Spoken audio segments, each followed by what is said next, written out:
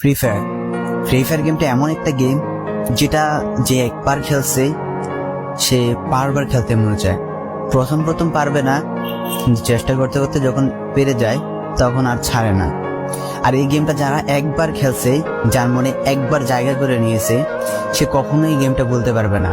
সে যদি 1 দিন 2 দিন 7 দিনও না খেলে, সে 7 দিন পর আবার ঠিকই এই গেমটার ভিতরে ঢুকবে। কারণ এই গেমটা কখনো কাউকে কষ্ট দেয় না।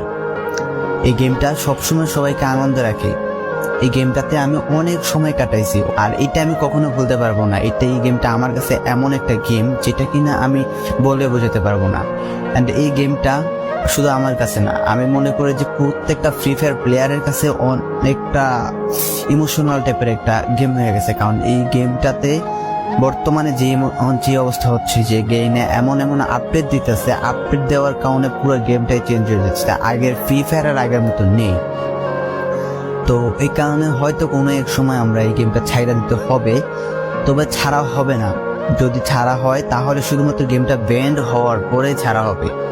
তো যদি পার্মানেন্টলি গেমটা ব্যান করে দেয় তাহলে আমাদের এই গেমটা থেকে বিরত থাকতে পারবো।